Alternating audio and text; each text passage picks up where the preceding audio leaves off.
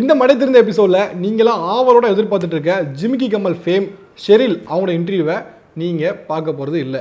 அப்போ யாரோட இன்டர்வியூ பார்க்க போகிறீங்க அப்படின்னா, நீட் குறித்த பல்வேறு கட்டமான போராட்டங்கள் தமிழ்நாடு முழுக்க போயிட்டுருக்கு. நிறைய மாணவர்கள் போராட்டம் பண்ணிருக்காங்க, இயக்கங்கள் போராட்டம் பண்ணிருக்காங்க. ஸோ நீட் அப்படிங்கிற விஷயம் தமிழ்நாட்டுக்கு ஏன் வேண்டாம் அப்படிங்கிற பற்றி பேசுறதுக்காக பிரின்ஸ் கஜேந்திர பாபு அவங்க இன்டர்வியூ தான் பார்க்க போகிறீங்க. இப்போ நீங்கள் கேட்கலாம், ஏன் இவங்களோட இன்டர்வியூக்கு Sheryl Jimikki Kammal fame Sheryl அவங்க பேரை வச்சு போனீங்க அப்படின்னு கேட்கலாம். டைட்டில் ஏன் போனீங்க நீங்கள் கேட்கலாம். ஏன்னா நியாயமானது தான் அவங்க கேள்வி. எதுக்கு போனோம் அப்படின்னா, சனிக்கிழமை ஜிமிக்கி கம்மல் ஃபேம் ஷெரில் யார் அவங்க அப்படிங்கிற மாதிரி ஒரு வீடியோ போட்டோம். இப்போ அந்த வீடியோ பார்க்கும்போது கிட்டத்தட்ட 1 million on the way, 9 lakhs வந்துருச்சு. கண்டிப்பாக 1 மில்லியனும் வந்துடும். அந்த வீடியோக்கு கீழே நிறைய பேர் இன்ட்ரெஸ்டிங்கான கமெண்ட்ஸ் பண்ணியிருந்தீங்க. என்ன கமெண்ட்ஸ்னு பார்க்கும்போது, இப்போது தமிழ்நாட்டுக்கு தேவை நீட் பற்றின விழிப்புணர்வு தான், நீங்கள் இந்த மாதிரி ஜிமிக்கி கம்மல் ஷெரில் அப்படின்னு சொல்லி வீடியோ பண்ணாதீங்க அப்படின்னு நிறைய பேர் எங்களை ரொம்ப புகழ்ந்து தள்ளியிருந்தீங்க. ஸோ அந்த கமெண்ட்ஸ்லாம் பார்க்கும்போது நாங்கள் நீட் பற்றி நிறைய வீடியோ பண்ணலையோ அப்படின்னு தோணுச்சு. சரி, அப்படியே வச்சுக்கோமே. அதுக்கு அடுத்த நாள் ஞாயிற்றுக்கிழமை பிரின்ஸ் கஜேந்திர பாபு அவங்க இன்டர்வியூ பண்ணியிருந்தோம். ஸோ அந்த இன்டர்வியூ பப்ளிஷ் பண்ணப்போ கீழே வந்து நிறைய பேர் வந்து நல்லா இருக்குது இன்டர்வியூ அப்படிங்கிற மாதிரி கமெண்ட்ஸ் பண்ணியிருந்தீங்க. ஆனால் அந்த வீடியோ இப்போ வரைக்கும் பார்க்கும்போது 10,000 கூட தாண்டலை, 7,000 அப்படியே நின்றுட்டே இருக்குது. ஸோ அப்படி பார்க்கும்போது நீட் பற்றின நிறைய வீடியோ பண்ணியிருக்கோம், ஆனால் உங்களுக்கு வந்து ரீச் ஆகலை. ஸோ நீட் பற்றின வீடியோ நாங்கள் நிறைய பண்ணியிருக்கோம், பட் நீங்கள் அதெல்லாம் பார்க்கணும் அப்படிங்கிற பார்க்க வைக்க வேண்டிய கட்டாயங்கள் இருந்துச்சு. அதனால தான் இந்த மாதிரி மிஸ்லீடிங் டைட்டில் வச்சு உங்களை பார்க்க வைக்க வேண்டிய கட்டாயம் வந்துச்சு. ஸோ இதுக்கப்புறமும் வந்து நாங்கள் பண்ணது தப்பு தான் நினச்சிங்க அப்படின்னா, வழக்கம் போல் நீங்கள் கீழே கமெண்ட் பண்ணுவீங்களா, அது மாதிரி கமெண்ட் பண்ணலாம். இல்லை அப்படின்னு நினச்சிங்கன்னா, திரு பிரின்ஸ் கஜேந்திர பாபு அவங்களோட இன்டர்வியூ வந்து வரப்போது, அதை ஃபுல்லாக பார்த்துட்டு நீட் பற்றி நீங்கள் என்ன நினைக்கிறீங்க அப்படிங்கிறத கீழே கமெண்ட்டில் சொல்லலாம். தமிழ்நாடு தவிர்த்து வேறு ஸ்டேட்டை பார்க்கும்போதோ நம்ம இதில் எங்கேயும் வந்து சிலபஸ் அப்படிங்கிறது கொஞ்சம் வீக்காக இருக்குதா? 198.25 கட் ஆஃப் வச்சுருக்கான். எஸ்சியும் இருக்கான், பிசியும் இருக்கான், எல்லா கம்யூனிட்டிலேருந்து இருக்கான். 18 பேர், ஒருத்தம் கூட MBBS போடல. என்ன சொல்கிறார் கிருஷ்ணசாமி? ஆனால் இது அம்மாவின் ஆட்சின்றாங்க. அதான் நாங்கள் கேட்குறோம், இது அம்மாவின் ஆட்சி, எந்த அம்மாவின் ஆட்சி? நீட்டில் இன்சர்வீஸ் கோட்டா காலி ஆகுது. பிரதமரை பதில் சொல்லுங்க. நெக்ஸ்ட், நீட்டோடு இது நிற்கல. நேஷனல் டெஸ்டிங் ஏஜென்சின்னு ஒன்று உருவாக்கி இருக்கிறாங்க. தோற்று போகுமா என்று கேட்பதே சமூகத்திற்கு எதிரான கேள்வியாக நான் பார்க்குறேன். அங்க என்ன பிக் பேங் இன்னும் அது ஏதோ ஸ்டாண்டர்டா இருக்க மாதிரியும் ஸ்டேட் போர்டு ஸ்டாண்டர்ட் இல்ல அப்படி மாதிரி உருவாக்கம் சார். இது ஒரு மார்க்கெட் டெக்னாலஜி. ஏன்னு கேட்டா, அப்படி பார்க்க போனா NCERT பேஸ் பண்ண CBSE சிலபஸ் 10 வருஷத்துக்கு முன்னாடி எழுதுனது. சமச்சீர் கல்வி வரதுக்கு முன்னாடி ஸ்டேட் ஃபர்ஸ்ட் ஸ்டேட் செகண்ட் பார்க்கும்போது ஒரு குறைஞ்ச நம்பர் ஆஃப் ஸ்டூடெண்ட்ஸ் இருந்தாங்க. ஆனா சமச்சீர் கல்வி அப்படின்னு உள்ள ஒரு விஷயம் வந்ததுக்கு அப்புறம் எக்கச்சக்க ஸ்டூடெண்ட்ஸ் வந்து ஸ்டேட் ஃபர்ஸ்ட் பார்க்க முடியுது. இது எதனால சார்? சிலபஸ் கவர்மெண்ட் ஸ்கூலை நோக்கி போயிருவோமோன்றதுக்காக இந்த சிக்கல் வருது. இந்த கேள்வி கேட்கவே கூடாதா? நீட்டுக்கு மட்டும் தான் கேள்வி கேட்கணுமா? நீட் அப்படிங்கிற விஷயத்தை வந்து ஒரு பார்பனியத்தின் ஆதிக்கமாக தான் பார்க்குறாங்க. கல்வியை மற்றும் வியாபாரமாக்காதீங்க, education cannot become a commodity எல்லா நாடுகளில் இருக்கக்கூடியவர்கள் எதிர்த்துட்டு இருக்காங்க. சுப்ரீம் கோர்ட் திரும்ப அதே கேள்வி கேட்டிருக்கு. ஏன் ஒரே கொஸ்டின் பேப்பர் கொடுக்க முடியல? அதுக்கப்புறம் எப்படி நேஷனல் எக்ஸாம்னு சொல்றேன்னு நான் கேட்குறேன். CBSE-லயே CBSE-ன்னு ஒரு சிலபஸ் வச்சிருக்காங்க, CBSE இன்டர்நேஷனல் வச்சிருக்காங்க. அப்போ ஏன் 2 சிலபஸ் வச்சிருக்கீங்க?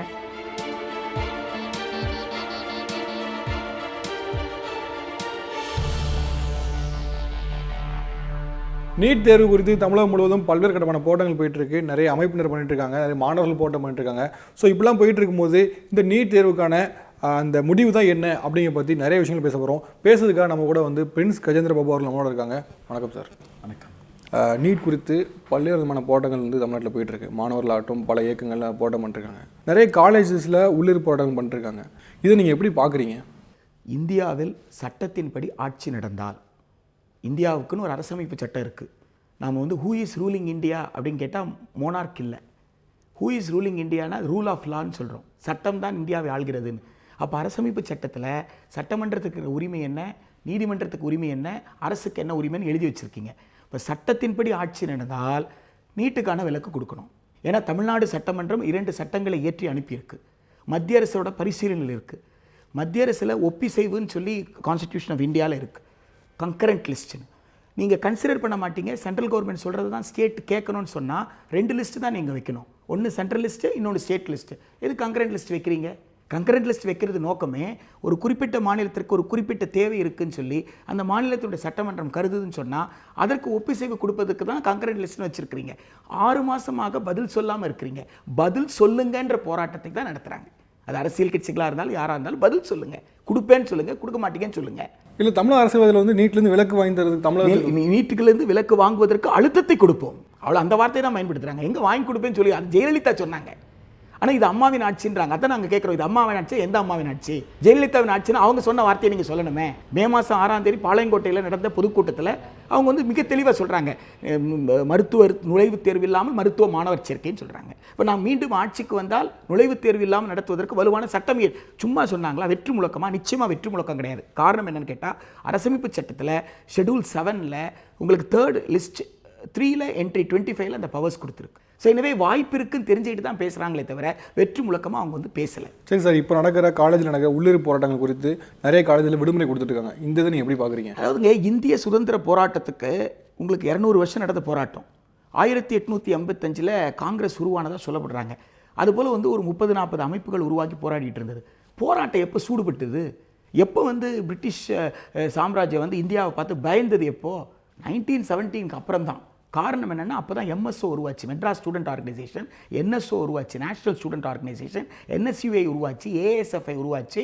மாணவர்கள் தெருவுக்கு வர ஆரம்பித்தாங்க, வகுப்புகளை புறக்கணிக்க ஆரம்பித்தாங்க. அரசு கல்லூரியிலிருந்து மாணவர்கள் வெளியில் தேசிய கல்லூரிகளை தொடங்கினாங்க. அப்போது மாணவர்கள் போராட்டம் ஒரு தன்னலமற்ற போராட்டமாக இருக்கும் பட்சத்தில் அந்த போராட்டம் நிச்சயமாக வெற்றதாக, அந்த போராட்டங்களால் சமூகத்தை மாற்றியதாக வரலாறு சொல்லுது. இன்றைக்கு ஒரு கோரிக்கையாவது, எனக்கு ஸ்காலர்ஷிப் இல்லை, கிராண்ட் போயிடுச்சு, பல கல்லூரிகளில் பார்த்தீங்கன்னா டீச்சர்ஸ் இல்லை, இப்போ இதெல்லாம் அவங்களோட நேரடி கோரிக்கை. அதற்காக அவங்க தொடர்ந்து போராடிட்டு இருக்காங்க. ஆனால் இந்த ஒட்டுமொத்த போராட்டம் இதில் ஏதாவது ஒரு கோரிக்கை வச்சுருக்காங்களா? இல்லையே. தமிழ்நாடு கவர்மெண்ட் இயற்றி இருக்கிற 2 சட்டத்திற்கு அந்த மசோதாக்கள் குடியரசில் ஒப்புதல் தான் கேட்குறாங்க. அப்போது இது மாநிலத்தினுடைய உரிமையை காக்கின்ற இந்தியா என்கின்ற கான்செப்ட் இந்தியான்னு சொல்கிறோம்ல, அப்போ அந்த இந்தியான்ற கான்செப்ட், ஃபெடரல் ஸ்ட்ரக்சர், இதை காக்கின்ற போராட்டம். எனவே இந்த போராட்டத்தை மாணவர் நடத்தாமல் வேறு யார் நடத்த முடியும்? அவங்க தான் ஒரு academic people, they are the scholars. இல்லை, இப்படி விடுமுறை கொடுக்கறதுனால இந்த போராட்டம் நீர்த்து போகணும்னு நினைக்கிறீங்களா? விடுமுறை கொடுப்பதனால் நீர்த்து போக வைப்பதற்காகத்தான் போராட்டத்துக்கு கல்லூரியை மூடுறாங்க. ஏன்னா கல்லூரி திறந்ததான் அசம்பிள் ஆகுவேன். அப்போ அசம்பிள் ஆகிறதுக்கு வாய்ப்பு கொடுக்கக்கூடாதுன்னு பார்க்குறாங்க. அது வந்து நீர்த்து போக வைக்கிறதுக்கு முயற்சி. ஆனால் போராட்டம் நீர்த்து போகாது, வேற வடிவத்தில் போகாது. 2009 இதே மாதிரி விஷயம் நடந்துச்சு. முத்துக்குமார் அவர்கள் வந்து தற்கொலை. அந்த நேரத்திலையும் வந்து இதே மாதிரி தொடர் போராட்டங்கள் கல்லூரியில் நடந்துச்சு. அப்பவும் இதே மாதிரி நிறைய கல்லூரியில் விடுமுறை கொடுத்தாங்க, அரசு கல்லூரி, பிரைவேட் காலேஜ், எல்லா காலேஜுக்கும். அப்போ அந்த போராட்டம் நீர்த்து போச்சு. ஸோ அதே மாதிரி இருக்கும்போது இப்போ அது போகாதுங்கிறது. அந்த போராட்டம், அந்த கோரிக்கை என்பது ரொம்ப எமோஷ்னலான ஒரு இனப்படுகொலை சம்பந்தமாக, அதே போல் ஒரு மூவர் தூக்கு சம்பந்தமாக, இப்படி பல விஷயங்கள் நடந்திருக்கு. நீங்கள் ஒரு விஷயத்தை கவனிக்கணும். இப்போ பரோல்லே வந்திருக்காரு. ஆமாம் இல்லைங்களா? அப்போ அது போராட்டத்தை இப்படி தோற்றுப்போச்சு நம்ம சொல்ல முடியும்? இல்லை, அந்த நேரத்தில் அதாவதுங்க, ஒரு போராட்டத்திற்கு உடனடியான தீர்வு என்பது உங்களுக்கு வந்து ஒரு படிப்படியான தீர்வாகத்தான் நீங்கள் வந்து ரொம்ப வந்து நீங்கள் கம்பேர் பண்ணக்கூடாதுன்னு சொல்ல வர்றேன். இல்லை, அந்த மாதிரி ஒரு விஷயம் இங்கே வரும்னு நினைக்கிறீங்களா? கண்டிப்பாக வந்துங்க, ஒரு போராட்டத்தில் வெற்றியை நோக்கித்தான் போக முடியும். ஒன்று. 2வது, இது அடுத்த தலைமுறை மாணவர்கள் பிரச்சனை. தோற்று போகுமா என்று கேட்பதே சமூகத்திற்கு எதிரான கேள்வியாக நான் பார்க்குறேன். அடுத்த தலைமுறைக்கு கல்வி கிடைக்காதுன்னா, கிடைக்காம போனால் போகட்டும் அப்படின்னு சொல்கிறவங்க தான் தோற்று போகுமா அப்படின்ற கேள்வி இன்னைக்கு வருது. நீங்கள் கேட்குற கேள்வி உங்கள் கேள்வியாக நான் பார்க்கல. சமூகத்தில் அப்படி ஒரு கேள்வி இருக்குது. இது தோற்று போகுமா, எத்தனை நாளைக்கு போராடிடுவாங்க அப்படின்ற கேள்வியெல்லாம் இருக்குது. இவங்க படிக்க தானே வந்தாங்க, படிக்க வந்தவங்க படிச்சுட்டு போக வேண்டியது தானே, இதெல்லாம் செய்யணுமா? இவனுக்கு ஒழுங்காக வந்து பள்ளிக்கூடத்தில் படிச்சுட்டு நல்ல மார்க் வாங்கிட்டு வந்துருந்தாங்கன்னா இப்படிலாம் போராடுவானுங்களா? எவனோ ஒருத்தன் தூண்டி விடுறான் இப்படி எதை வேண்டுமானாலும் பேசிவிட்டு போகுது.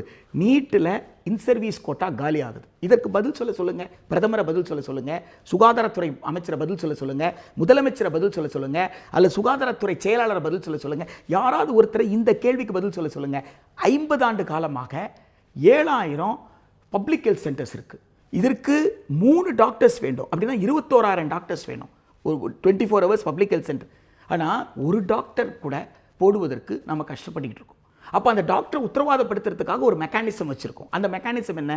MBBS முடிச்சதுக்கப்புறம் 2 வருஷம் நீ கவர்மெண்ட் சர்வீஸில் இருந்தீங்கன்னா உனக்கு வந்து MD சீட்டு, MS சீட்டு, போஸ்ட் கிராஜுவேட் சீட்டில் இன்சர்வீஸ் கோட்டா கொடுக்குறேன்.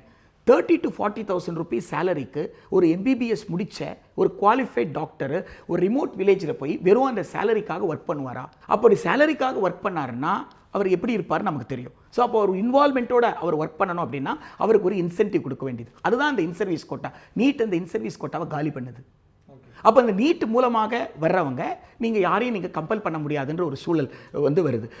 அப்படியான சூழல் வந்ததுன்னா பப்ளிக் ஹெல்த் சிஸ்டத்துக்கு உங்களுக்கு டாக்டர்ஸ் வர மாட்டாங்க, கவர்மெண்ட் ஹாஸ்பிட்டலுக்கு டாக்டர்ஸ் வர மாட்டாங்க. அப்போ சாதாரண ஏழை எளிய மக்களுடைய மருத்துவம் என்ன ஆகுறது?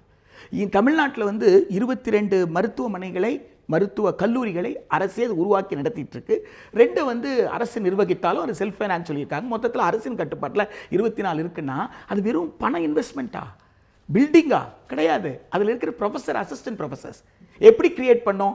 நாம் MD MS படிக்கிறவங்களுக்கு திரும்ப ஒரு பாண்ட் போட்டோம். நீ 3 இயர்ஸ் நீ ஒர்க் பண்ணணும் கவர்மெண்ட்டில், இல்லைன்னா வந்து நஷ்டஈடு கொடுக்கணும், அதற்கான இண்டிவிஜுவலிட்டி பாண்டை முன்னாலே சைன் பண்ணி கொடு. ஸோ இதெல்லாம் சோஷியல் மெக்கானிசம்ங்க. ஒரு சிஸ்டத்தை செட் பண்ணியிருக்கோம். இப்போ இந்த நீட் வந்து சிஸ்டத்தை காலி பண்ணுது. இது வெறும் மெடிக்கல் அட்மிஷன் தான் இவ்வளோ பெரிய பிரச்சனை வராது சார். நெக்ஸ்ட் நீட்டோடு இது நிற்கலை. நேஷனல் டெஸ்டிங் ஏஜென்சின்னு ஒன்று உருவாக்கியிருக்கிறாங்க. அது இன்ஜினியரிங் மட்டும் கிடையாது. நீங்கள் எக்மோரில் இருக்கக்கூடிய ஃபைன் ஆர்ட்ஸ் காலேஜ் இருக்கு இல்லைங்களா, ஓவியக் கல்லூரி, அந்த ஓவியக் கல்லூரிக்கு நீங்கள் போய் சேரணும்னு சொன்னால் கூட ஆல் இண்டியா லெவலில் என்ட்ரன்ஸ் டெஸ்ட் எழுதணுன்ற ஒரு சூழல் உருவாக போகுது. நம்ம என்ன சொல்கிறோம், ஒரு மாணவரை எப்படி நீங்கள் தகுதிப்படுத்துவீங்க? சிலபஸை நீங்கள் அப்டேட் பண்ணுறது, பெடகாலஜியை மாற்றுறது, எவ்வளவோ மாற்றங்கள் இருக்குது. இப்போ பவுலோ ஃப்ராயரை வந்து டயலாக் மெத்தடை முன்வைக்கிறாரு. உங்களுக்கு ஆன் ஹேண்ட் எக்ஸ்பீரியன்ஸ் வேணும்னு சொல்கிறாங்க. அப்போ ஹையர் செகண்டரி ஸ்டூடெண்ட்ஸுக்கு கிளாஸ் ரூமை விட்டு வெளியில் கொண்டு வந்து ஒரு அனாட்டமி படிக்கிறவன் அனாட்டமி லேபை விசிட் பண்ண சொல்லுங்கள். ஒரு பாட்டனி படிக்கிற பிள்ளைகளை ஹெர்பல் பிளான்ட்ஸை, மூலிகை பண்ணைகளை விசிட் பண்ண சொல்லுங்கள். Let them have on. இதுதான் ஒரு வைப்ரண்ட்டாக இருக்கும். அவங்களுக்கு ஒரு இமேஜினேஷன் ஓப்பன் பண்ணும். இதெல்லாம் பார்த்ததுக்கப்புறம் தான் they can tell whether I want to become a doctor or நாட்னு சொல்லிட்டு. அப்போ சிலபஸை ஸ்ட்ரென்தன் பண்ணுங்கன்னா, பெடகாலஜியை மாற்றுங்க, டீச்சர்ஸ் அதிகமாக கொடுங்கன்னா, அதெல்லாம் கொடுக்க மாட்டோம். 1ஆம் கிளாஸ்லேருந்து 5ஆம் கிளாஸ் வரைக்கும் 2 டீச்சர், அவர் தான் PT டீச்சர், அவர் தான் பாட்டு டீச்சர், அவர் தான் வந்து டாய்லெட்டை க்ளீன் பண்ணுவார், அவர் தான் கேட்டை திறப்பார், அவர் தான் ரெக்கார்டு எழுதுவார், ஆல் இன் ஆல் அவர் தான். ஆனால் அதுக்கு பேர் ஸ்கூலு. ஆனால் ஹையர் செகண்டரி லெவல் முடிச்சதுக்கப்புறம் எக்ஸாம் 1ஆம் கிளாஸ்லேருந்து 5ஆம் கிளாஸ் வரைக்கும் லிட்ரஸி நீங்கள் கொடுக்காம, learning skill, reading skill, mathematics skill எதுவுமே கொடுக்காம திடீர்னு ஹையர் செகண்டரியில் எப்படி அந்த பையனுக்கு வந்து ஸ்கில் வரும்? ஸோ இஷ்யூ அட்ரஸ் பண்ணோம்னா they are not addressing the issue. சரி சார், சிலபஸ் வீக்காக இருக்குதா? சிலபஸ் டிஃப்ரெண்ட்டாக இருக்குன்னு நீங்கள் சொல்லலாமே தவிர எந்த சிலபஸுமே வீக்குன்னு சொல்ல முடியாது. இல்லை, மற்ற இடங்களை கம்பேர் பண்ணும்போது நம்ம தமிழ்நாடு கம்பேரிட்டிவ் ஸ்டேட்மெண்ட்டை இது வரைக்கும் கேட்குற யாரும் கொடுக்க மாட்டேன்றாங்க. இல்லை சார், நம்ம தமிழ்நாடு ஸ்டேட்டை பார்க்கும்போது வேறு சில ஸ்டேட்ஸ் நார்த் இந்தியாவில் பார்க்கும்போதோ, இல்லை தமிழ்நாடு தவிர்த்து வேறு ஸ்டேட்டை பார்க்கும்போதோ நம்ம இதில் எங்கேயும் வந்து சிலபஸ் அப்படிங்கிறது கொஞ்சம் வீக்காக இருக்குதா? அதுதான் நான் சொல்ல வர்றேன். நாங்கள் திருப்பி கேட்குறோம். கெமிஸ்ட்ரி சிலபஸ் சப்ஸ்டாண்டர்ட் சொன்னீங்கன்னா, இந்த 15 வயசுலேருந்து 17 வயசு இருக்கிறவன் +1 +2 படிக்கிற பையனுக்கு தெர்மோடைனமிக்ஸில் இந்த காம்பனண்ட் தெரிஞ்சிருக்கணும், கெமிஸ்ட்ரியில் பீரியாடிக் டேபிளில் இந்த காம்பனண்ட்ஸ்லாம் தெரிஞ்சிருக்கணும். இதெல்லாம் இங்கே இல்லைன்னு சொன்னீங்கன்னா இது ஸ்டாண்டர்ட்ன்ற பற்றி பேச முடியும். அப்படி கிடையாது. What should be for a age appropriateness or syllabus, what should be there, that is there. Tamil Nadu syllabus கரெக்டாக இருக்கு. But it is different. Your syllabus differentன்றது வேற, ஸ்டாண்டர்ட் மேலே கீழேன்றது வேற. ஃபார் எக்ஸாம்பிள், நீட்டுக்கு டிஃப்ரெண்ட் பேப்பர்ஸ் கொடுத்தாங்க. கொஸ்டின் ஏன் வந்தது அப்படின்னு சொல்லி ஹைகோர்ட்டில் கேட்டாங்க. அந்த கேள்விக்கு ஆன்சரே பண்ணாமல் வெக்கேட் பண்ணிட்டாங்க ஸ்டேவை. ரிசல்ட்டை கொடுத்துருட்டாங்க. வெக்கேட் பண்ணதுக்கப்புறம் சுப்ரீம் கோர்ட் திரும்ப அதே கேள்வி கேட்டிருக்கு. ஏன் ஒரே கொஸ்டின் பேப்பர் கொடுக்க முடியல, அதுக்கப்புறம் எப்படி நேஷனல் எக்ஸாம்னு சொல்கிறேன்னு. அதுக்கு அவங்க என்ன பதில் சொல்கிறாங்க, கொடுக்க முடியாது, ஏன்னா சர்டன் வேர்ட்ஸை டிரான்ஸ்லேட் பண்ண முடியாது. இவனுக்கு ஒரு கொஸ்டின் அவனுக்கு ஒரு கொஸ்டின் அப்படி தான் நாங்கள் கொடுக்க முடியும். அப்புறம் எப்படி இல்லை டிஃபிகல்ட்டி லெவல் 1 அப்படின்னா என்ன சொல்ல வர்ற, டிஃபிகல்ட் லெவல் 1, ஆனால் அந்த கொஸ்டின் வேறு இந்த கொஸ்டின் வேறு, ரெண்டும் தேவை. அதுதான் சிலபஸ்லையும். Syllabus will be different. But you cannot say this syllabus is substandard. அப்படி பார்க்க போனா NCERT பேஸ் பண்ண CBSE சிலபஸ் 10 வருஷத்துக்கு முன்னாடி எழுதுனது அங்க என்ன பிக் பேங் இன்னும் அது ஏதோ ஸ்டாண்டர்டா இருக்க மாதிரியும் ஸ்டேட் போர்டு ஸ்டாண்டர்ட் இல்ல அப்படி மாதிரி பேசறாங்க சார். அது ஒரு கருத்து உருவாக்கும். இது ஒரு மார்க்கெட் டெக்னாலஜி. ஏன்னு கேட்டா மெட்ரிகுலேஷன் சிலபஸும் SLC சிலபஸ் இருக்கும்போது மெட்ரிக் சொல்லிட்டு இருந்தாங்க. காரணம் என்ன, we stand different. அப்பதான் துட்டு வாங்க முடியும். இப்போ நீங்கள் காமன் சிலபஸ் வந்துருச்சு, ஃபீ ரெகுலேஷன் ஆக்ட் வந்துருச்சு, எல்லாத்துக்கும் ஸ்டேட் கவர்மெண்ட் கண்ட்ரோல் பண்ணுது. அப்போ ஸ்டேட் கவர்மெண்ட் கிட்ட தப்புறது எப்படி, நான் CBSEக்கு போயிடுறேன். CBSEக்கு போயிட்டா ஃபீ ரெகுலேஷனுக்கு நீங்கள் வர வேண்டியதில்லை, நீங்கள் போய் அப்ரூவல் வாங்கிட்டு வந்தால் போகிறோம். நீங்கள் ஒரு ஃபீஸை ஃபிக்ஸ் பண்ணிக்கிட்டு நான் என் ஃபீஸ் இது யாராவது இது உசேரியஸ்ன்னு கம்ப்ளைண்ட் பண்ணாங்கன்னா தான் என்கொயரி நடக்குமே தவிர otherwise there won't be any inquiry. So regulations தப்புறதுக்கு தான் இவங்க CBSEக்கு மாறுறாங்க, ICSEக்கு மாறு. சரி, நான் கேட்குறேன், CBSEலேயே CBSEன்னு ஒரு சிலபஸ் வச்சுருக்காங்க, CBSE இன்டர்நேஷனல் வச்சுருக்காங்க. அப்போ ஏன் 2 சிலபஸ் வச்சுருக்கீங்க? இது எப்படி இருக்குன்னா, ஒரு மல்டிநேஷனல் கம்பெனி மோனோபோலியாக இருக்கணும், மார்க்கெட்டுக்குள்ளே இன்னொரு பிராண்டு வந்துடக்கூடாதுன்றதுக்காக ஒரு கம்பெனியை 2 பிராண்டு 3 பிராண்டை விடும். சோப்பு எல்லாம் தெரியாது, வெளியே தெரியாது. அந்த மாதிரி CBSE ஒரு கம்பெனி மட்டும் தான் இருக்கணும், அதுக்குள்ளேயே வேணா 2 சிலபஸ் போட்டிக்கு இருந்துக்கலாம். அப்போ கூட போட்டி இருக்கும். அப்போ கூட நீங்கள் CBSEனா இன்னொருத்த உங்களுக்கு மேலே CBSE இன்டர்நேஷனல் இருப்பான்னா, இது இந்தியன் கான்ஸ்டியூஷனோட ஆர்டிகல் 14க்கு அகேன்ஸ்ட். Right to equality. ஒரு குழந்தைக்கு உலகத்தில் எங்கேயாவது இப்படிலாம் இருக்கா? நினைச்சு பாருங்க. அமெரிக்காவில் இருக்கா, யூரோப்பில் இருக்கா, இப்படி மல்டிலேட்ரல் ஸ்கூல் சிஸ்டம் இருக்கா? இப்படி மல்டிபிள் விஷயங்கள் இருக்கா? பெடகாஜிக்கல் லெவலில் சிலபஸை செட் பண்ணுற உரிமையை பள்ளிக்கூடத்தில் டீச்சருக்கும் ஸ்டூடெண்ட்டுக்கும் ஃபின்லாண்டில் கொடுக்குறாங்க. 4th ஜெனரேஷன் ரெஃபார்ம்ஸ்க்கு வந்துட்டாங்க. காரணம் என்ன? Teacher education is cost free. அங்கே highest paid job teacher job. எல்லாரும் டீச்சர் ஆயிட முடியாது. High skills, attitude, aptitude to become a teacher இருந்தால் தான் you can become a teacher தான். சரி சார், இது இவ்வளோ தூரம் இவ்வளோ சிலபஸ் பற்றி பேசுகிறோம். நம்ம சமச்சீர் கல்வியில் பார்க்கும்போது, சமச்சீர் கல்வி வரதுக்கு முன்னாடி ஸ்டேட் ஃபஸ்ட்டு ஸ்டேட் செகண்ட்னு பார்க்கும்போது ஒரு குறைஞ்ச நம்பர்ஸ் ஆஃப் ஸ்டூடெண்ட்ஸே இருந்தாங்க. ஆனால் சமச்சீர் கல்வி அப்படின்னு உள்ள ஒரு விஷயம் வந்ததுக்கப்புறம் எக்கச்சக்க ஸ்டூடெண்ட்ஸ் வந்து ஸ்டேட் ஃபஸ்ட் பார்க்க முடியுது, ஸ்டேட் செகண்ட் பார்க்க முடியுது. இது எதனால சார்? சிலபஸ் வீக்காக இல்லாமல் ஆங்கிலோ இந்தியன் சிலபஸில் ஆங்கிலோ இந்தியன் எக்ஸாமினேஷன் நடத்துனாங்க. தமிழ்நாடு முழுக்க பார்த்தீங்கன்னா ஒரு 10,000க்கும் குறைவாக எழுதியிருப்பாங்க. அதில் 200க்கு 200 மார்க் வாங்கினாங்களே. அப்போல்லாம் அதை ஏங்க நீங்கள் கணக்கில் எடுத்துக்கல? இல்லை சார், அதுக்கு முன்னாடி ஸ்டேட் போர்டு சிலபஸ் நான் கேட்க வர்றது என்னன்னு கேட்டால், மெட்ரிகுலேஷனில் 300க்கு 300 சயின்ஸில் மார்க் எடுத்தாங்க நிறைய பேர். 200க்கு 200 நிறைய பேர் எடுத்தாங்க. 1100 மார்க் மெட்ரிகுலேஷனுக்கு தனியாக வச்சுருந்தீங்க. ஆங்கிலோ இந்தியனுக்கு 100 மார்க் தனியாக வச்சுருந்தீங்க. ஸ்டேட் போர்டுக்கு 500 மார்க் தனியாக வச்சுருந்தீங்க. இதெல்லாம் தனித்தனியாக வச்சுருந்தீங்க. இப்போ இவங்களுக்கெல்லாம் சேர்த்து ஒரே எக்ஸாம். அப்போ ஆங்கிலோ இந்தியனில் 200க்கு 200 ஏன் எப்படி 200க்கு 200 இத்தனை பேர் எடுப்பாங்க? நீங்கள் கேட்கவே மாட்டேன்றீங்க.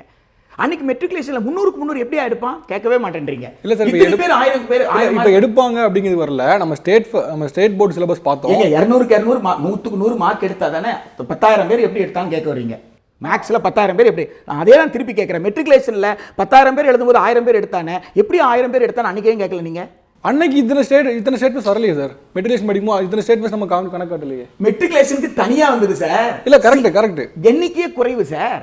அது ஒரு தனி காலம் சார். இப்படி டிவி டிபேட் நடக்கல சார். அந்த காலத்தில் எங்கே சார் டிவி டிபேட் நடந்தது? டிவி டிபேட் 4 வருஷமாக தான் நடக்குது. அந்த காலத்தில் இங்கிலீஷ் பேப்பரில் மட்டும் தானே. தமிழ் பேப்பரில் ஒரு சில பேப்பரில் இங்கிலீஷ் ரிசல்ட் அனாலிசிஸ் எங்கே வந்தது? 2-3 ஃபோட்டோ வரும், அதுக்கப்புறம் ஃபிகர்ஸ் வரும், அவ்வளோதானே இருந்தது. இப்போ என்ன வைத்தறிச்சல்னு கேட்டால், பத்தமட பரிதாபானுவும் 499 மார்க் வாங்குறா. ஏசி ரூமில் உட்காந்துக்கிட்டு கிருஷ்ணகிரியில் ஒருத்தர் 490 வாங்குறான்னா 3 லட்ச ரூபா கட்டி நான் எதுக்கு படிக்க வைக்கணும்? அங்கே ஃப்ரீயாகவே ஒரு பொண்ணு வாங்கிட்டாளேன்றதுக்காக கவர்மெண்ட் ஸ்கூலில் நோக்கி போயிடுவோமோன்றதுக்காக இந்த சிக்கல் வருது. நான் என்ன சொல்ல வர்றேன், மெட்ரிகுலேஷன் இருக்கும் பொழுதும் மெட்ரிகுலேஷனில் படித்தவங்க நிறைய பேர் 200க்கு 200 மார்க் வாங்கியிருக்காங்க. சயின்ஸில் 300 மார்க், அப்போ மெட்ரிகுலேஷனுக்கு 300க்கு 300 மார்க் வாங்கியிருக்காங்க. அப்போல்லாம் கொஸ்டின் பண்ணலை. ஆங்கிலோ இந்தியனில் அப்படி வாங்கி இப்போ 10 out of 10 வாங்குறாங்க சிபிஎஸ்சியில். இல்லை சார், அது ஓகே. இப்போ 10 பாயிண்ட்ஸ் எப்படி? இல்லை எனக்கு தெரியல. இப்போ எனக்கு இந்த கேள்வி தெரியல. சமச்சீர் கல்வியில் ஒரு வருஷம் ஸ்டேட் பர்சன் பார்க்கும்போது 100 கணக்கான 200 கணக்கான பேர் இருக்காங்க. அதே மாதிரி மெட்ரிகுலேஷன் இருந்தாங்களா? ஆமாம் சார், டாப்பர்ஸ் இருந்தாங்க. அப்போவும் எஸ்எல்சியில் கூட என்ன நடக்கும்னு கேட்டிங்கன்னா, சான்ஸ்கிரிட் பையனை டாப்பராக காட்ட மாட்டாங்க, ஃப்ரெஞ்சு எடுத்திருந்தால் டாப்பராக காட்ட மாட்டாங்க. இப்போ வந்து உங்களுக்கு தமிழ் மட்டும்தான். அதனால் அது எல்லாமே ஒரே இதில் வருது. 2வது, சமச்சீர் கல்வின்றது என்ன? 1ஆம் கிளாஸ்லேருந்து 10ஆம் கிளாஸ் மட்டும்தான்.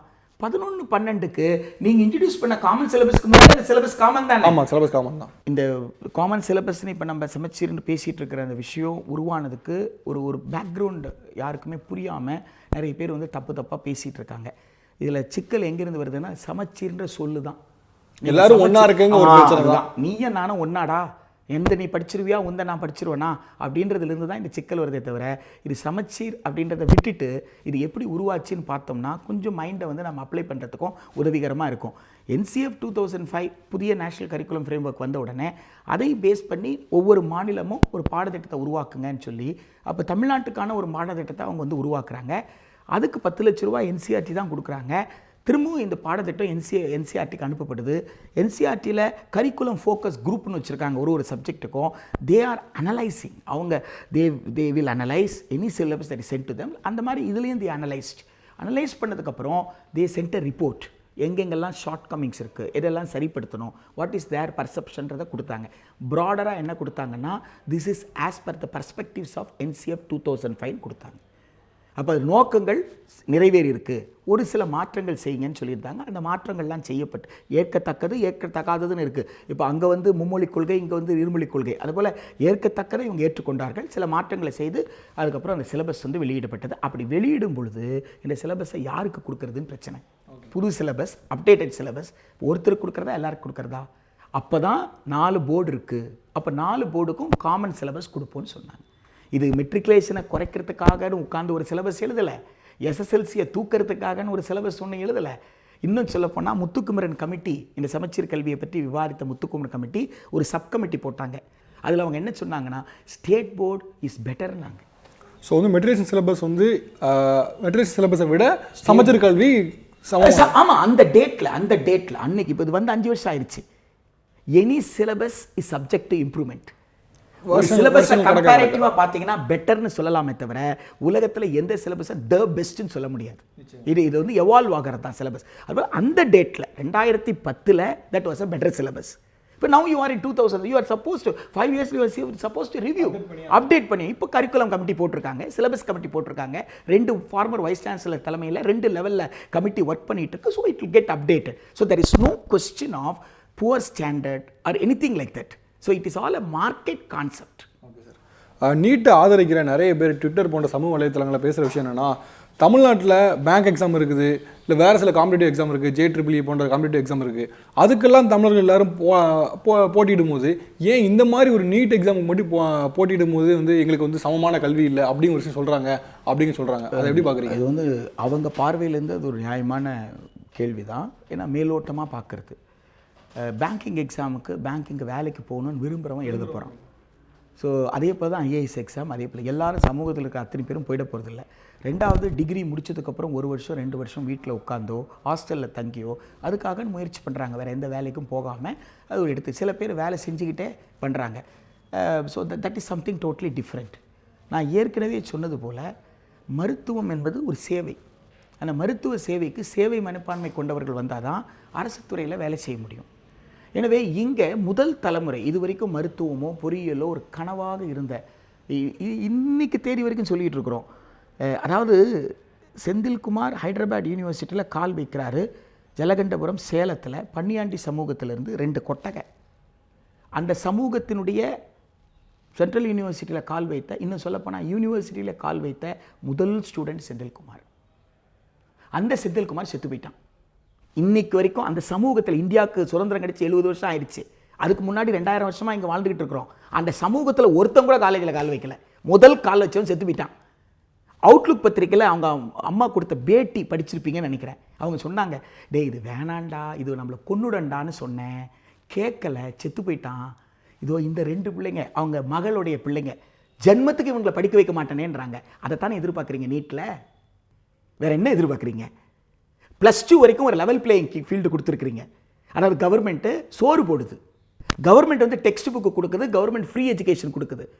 டியூஷன் கிளாஸ்க்கு ப்ரைவேட் ஸ்டூடெண்ட்ஸ்லாம் போகிறாங்கன்னா கவர்மெண்ட் ஸ்கூலில் 2 மணி நேரத்துக்கு அவங்களுக்கு ஸ்டடி ஹவர்ஸ்ன்னு கொடுத்துருக்காங்க. ஒரு டீச்சரோட சூப்பர்விஷனில் அவங்க படிக்கலாம், சந்தேகம் இருந்தால் கேட்டுக்கலாம் அப்படின்ற வாய்ப்பை உருவாக்கி கொடுத்துருக்காங்க. பக்கத்தில் இருக்கக்கூடிய தொண்டு நிறுவனங்கள் அப்படி படிக்கிற குழந்தைகளுக்கு பால் கொடுக்குறாங்க, ஏதாவது ஸ்நாக்ஸ் கொடுக்குறாங்க சாப்பிட்றதுக்கு. There is a level playing field in higher secondary. ஆனால் கோச்சிங் கிளாஸ்க்கு போனால் தானே நீட்டுக்கு பாஸ் பண்ண முடியும். இன்றைக்கி 3000 சில்லற சீட்டுக்கு வந்திருக்கிறாங்களே, அதில் 952 ஸ்டூடெண்ட்ஸ்க்கு மேலே அவங்களாம் 2 இயர்ஸ், அதாவது மினிமம் 1 இயர் ஹையர் செகண்டரி முடிச்சதுக்கப்புறம் வீட்டில் உட்காந்து படித்தவங்க. நான் என்ன கேட்குறேன், CBSE பெட்டர் சிலபஸ்ன்னு ஒரு பொது புத்தியில் இருக்குது. CBSEயில் படித்த ஒரு பையன் கோச்சிங் கிளாஸ் எல்லாம் போக முடியுமா? கோச்சிங் கிளாஸ் போய் தான் நீட்டுக்கு போயிருக்கான். That is something different. CBSEக்கு டியூஷன் போய் தான் போயிருக்கான். That is something different. ஆனால் CBSEயில் கட் ஆஃப் 143, 142, 120 வாங்கியிருக்கிறான். ஆனால் நீட்டில் 660 வாங்குறான்.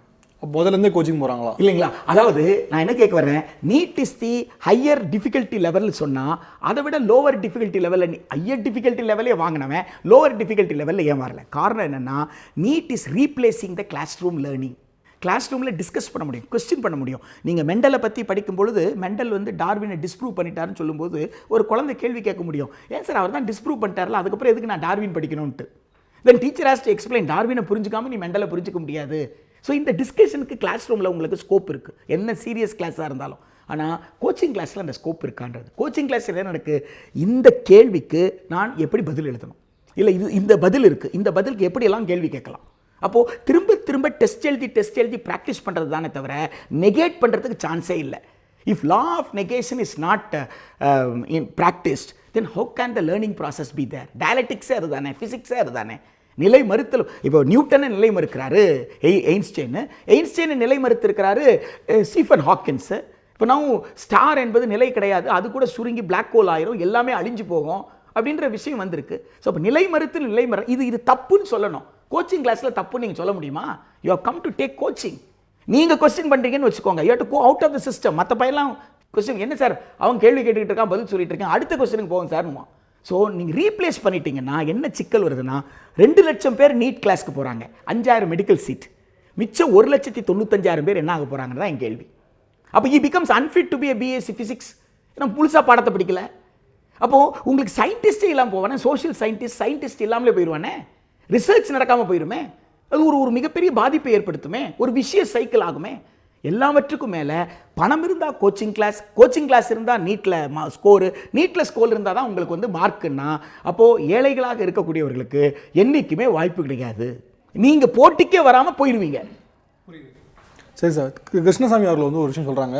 கடந்த 10 வருஷமாக பார்க்கும்போது அரசு பள்ளியிலேருந்து வெறும் 340 ஸ்டூடெண்ட்ஸ் மட்டுமே எம்பிபிஎஸ்க்கு அப்ளை பண்ணியிருக்காங்க, எம்பிபிஎஸ் ஆயிருக்காங்க. ஸோ அப்படி பார்க்கும்போது 10 வருஷத்தில் வெறும் 340 ஸ்டூடெண்ட்ஸ் மட்டுமே கவர்மெண்ட் ஸ்கூல்லேருந்து வந்திருக்காங்கன்னா என்ன காரணம்? 2 விஷயம். அந்த 340 பேர் கூட எதுக்குடா வர்றீங்கன்னு கேட்குற கேள்வி தான் இது. அவர் கேட்குறது நீட். ஆமாம், நீட்டு வச்சா அந்த 340 பேர் கூட வரமாட்டான். உதாரணத்துக்கு போன வருஷம் ராமநாதபுரத்தில் அரசு பள்ளியில் தமிழ் வழியில் படித்த மாணவர்கள் 20 பேர் மெட்ராஸ் மெடிக்கல் காலேஜ், உங்களுக்கு தெரியும் டாப்பர் ஃபஸ்ட்டு எடுக்கிறது மெட்ராஸ் மெடிக்கல் காலேஜ், அப்புறம் ஸ்டான்லி மெடிக்கல் காலேஜ், கீழ்பாக், இதை தாண்டி தான் மற்றது எடுப்பாங்க. Madras medical college, Stanley medical college, Kilpauk medical college உள்ளிட்ட காலேஜஸில் 20 பேர் சேர்ந்திருக்காங்க. இவங்கெல்லாம் தமிழ் மீடியம் 1ஆம் கிளாஸ்லேருந்து 12ஆம் கிளாஸ், கிராமப்புறத்து மாணவர்கள், அரசு பள்ளியில் படித்து வந்த மாணவர்கள், அந்த மாதிரி அரியலூரில் சேர்ந்திருக்காங்க, அது மாதிரி பல இடங்கள்ல இருந்தும் வந்து சேர்ந்திருக்காங்க. இந்த ஆண்டு ராமநாதபுரத்தில் அதே பள்ளிக்கூடத்தில் அந்த புள்ள +2 படித்து போயிட்டான்ல, அந்த வருஷம் +1 படித்தவன், இந்த வருஷம் +2 படித்தவன் 198.25 கட் ஆஃப் வச்சுருக்கான். எஸ்சியும் இருக்கான், பிசியும் இருக்கான், எல்லா கம்யூனிட்டிலேருந்து இருக்கான். 18 பேர், ஒருத்தன் கூட எம்பிபிஎஸ் போகல. என்ன சொல்கிறார் கிருஷ்ணசாமி? நீட்டுனால போகலை. அவனுக்கு கட் ஆஃப் இருக்குது. நீட் இல்லைன்னா போயிருப்பான். நீட்டுக்கு அப்புறம் யாரோ ஒருத்தர் துட்டு கட்டி எழுதியிருக்காங்க, ஆனால் ஸ்கோர் கிடைக்கல. எப்படி ஸ்கோர் கிடைக்கும் உங்களுக்கு? அதுக்குண்டான ட்ரைனிங் தானே. உங்களுக்கு தமிழில் எங்கே மெட்டீரியல் கொடுத்தீங்க? அப்போ மெட்டீரியல் கொடுத்தீங்கன்னா கூட என்னென்ன சிக்கல் எனக்கு இருக்குது, உழைக்கிற வர்க்கத்திலேருந்து வரக்கூடிய பிள்ளைங்க அப்பா அம்மாவை பார்க்கவே கூடாதா? அப்பா அம்மா உழைப்பில் பங்கேற்கவே கூடாதா உங்களுக்கு? அப்போ அக்சசபிலிட்டி எங்கே இருக்குது உங்களுக்கு? ரிசோர்ஸஸ் எங்கே இருக்குது? டைம் எங்கே இருக்குது?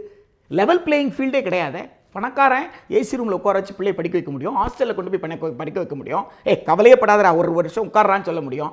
இந்த வாட்டி விடுச்சா அடுத்த வருஷம் உட்காந்து படுறான். இங்கே 17 வயசு பிடிந்த ஆம்பளை பொண்ணோ பொம்பளை பொண்ணோ யாராக இருந்தாலும் இந்த பிள்ளைகளை தனியாக வீட்டில் உட்கார வச்சுட்டு போகிறதுக்கோ அல்லது வந்து அவங்களுக்கு வேலைக்கு அனுப்பாமல் அல்லது படிக்க விடாமல் செய்யலான்னு சொல்கிற அளவுக்கு சமூகத்தில் அந்த மாதிரி ஒரு புத்தி இருக்கா, அந்த மாதிரி சூழல் இருக்கா?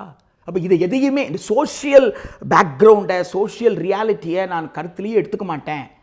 சமூகத்தில் இருக்கிற ஏற்றத்தாழ்வுகளை கருத்தில் எடுத்துக்க மாட்டேன். நான் கேட்குறேன், இந்த கிருஷ்ணசாமி அவர்கள், டாக்டர் கிருஷ்ணசாமி அவர்கள், அம்பேத்கர் வந்து 1949 நவம்பர் 22 கான்ஸ்டியூண்ட் அசம்பிளியில் சொன்னார், ஜனவரி 26, 1950 இந்தியா ஒரு மிகப்பெரிய முரண்பாட்டில் கால் வைக்கப் போகிறது. ஒரு மனிதனுக்கு ஒரு வாக்குக்கு ஒரு மதிப்பு என்ற நிலையை அடைந்து விட்டோம். ஆனால் ஒரு சமூகத்தில் ஒரு மனிதனுக்கு ஒரு மதிப்பு என்ற நிலையை நாம் அடையவில்லை. எவ்வளவு சீக்கிரம் இந்த முரண்பாடு களையப்படுகிறதோ அவ்வளவு சீக்கிரம் இந்த நாட்டுக்கு நல்லதுன்னு சொன்னாரே. இதுவரைக்கும் அந்த ஏற்றத்தாழ்வை களைவதற்கு என்ன நாம் பண்ணோம்? அரசு என்ன பண்ணிச்சு, நாம் என்ன பண்ணோம், சமூகம் என்ன பண்ணிச்சு? அப்போ ஏற்றத்தாழ்வுகள் அப்படியே இருக்கும் பொழுது நான் ஏற்றத்தாழ்வை கணக்கிலே எடுத்துக்கொள்ள மாட்டேன். இன்னை வரைக்கும் திவ்யாவால் இளவரசனை கல்யாணம் பண்ண முடியல.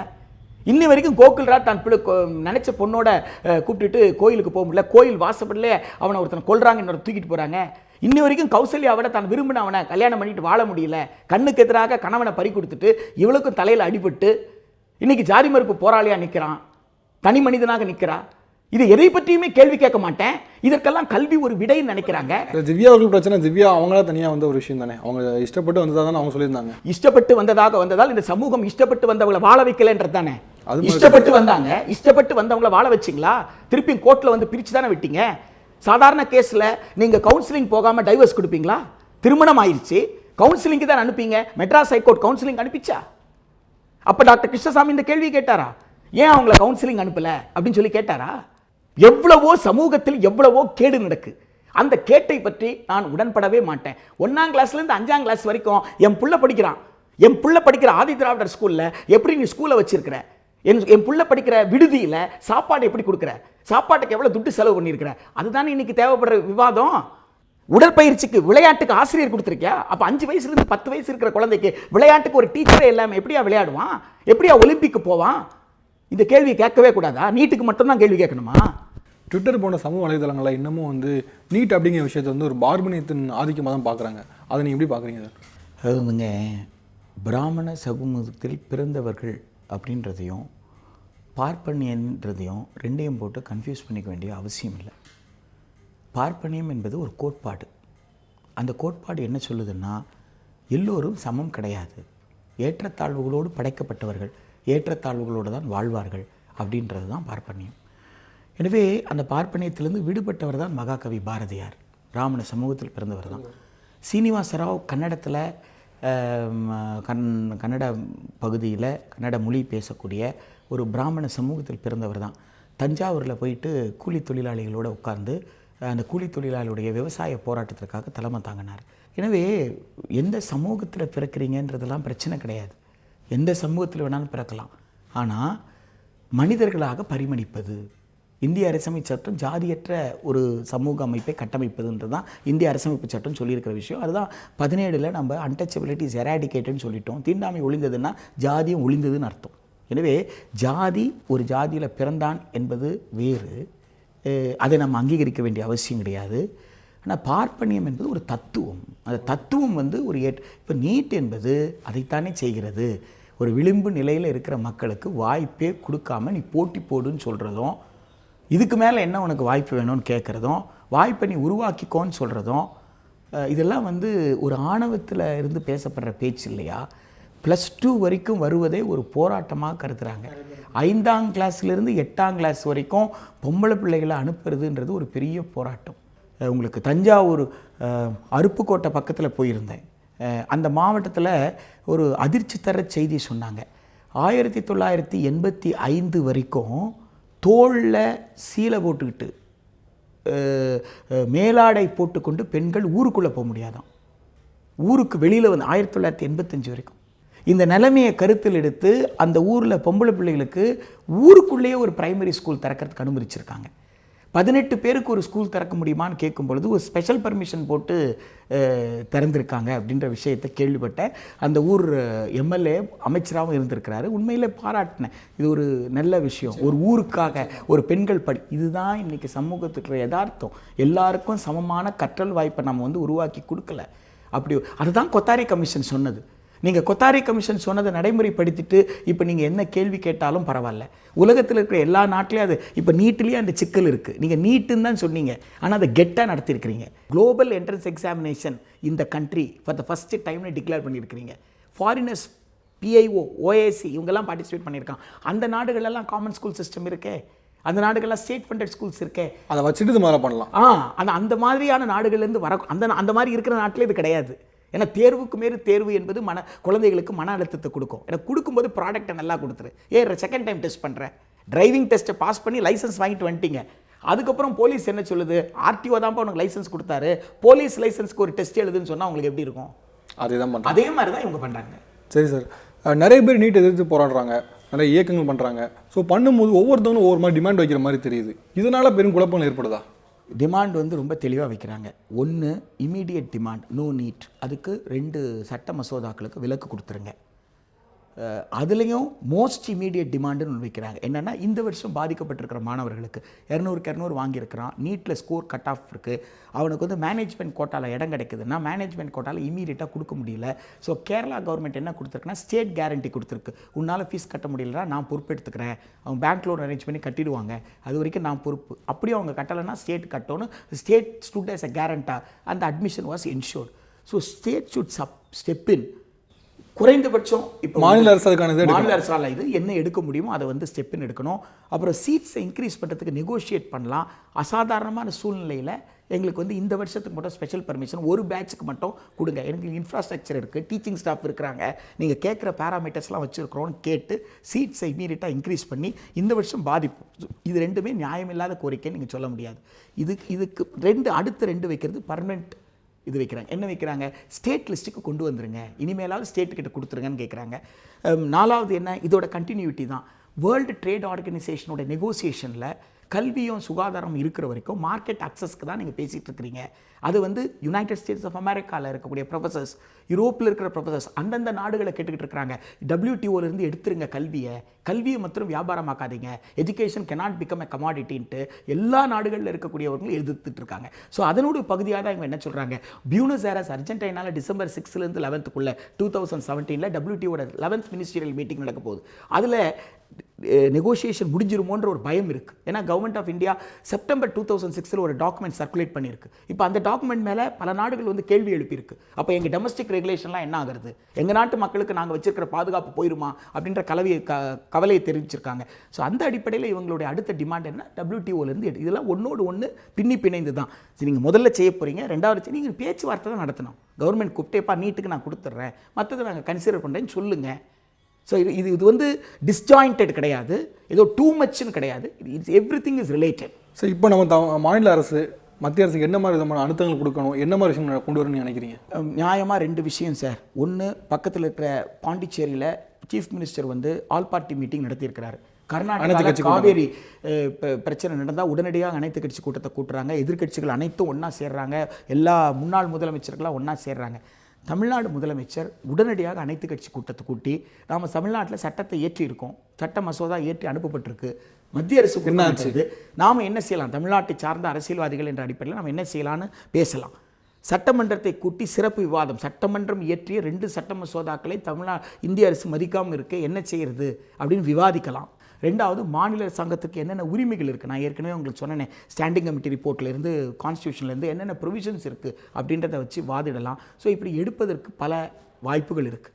குறைந்தபட்சம் கல்லூரிக்கு ஒருத்தர் வாங்க அப்படின்னு கூப்பிட்டு போராடுற மாணவர்கள்கிட்ட பேச்சுவார்த்தையாவது நடத்தலாம்.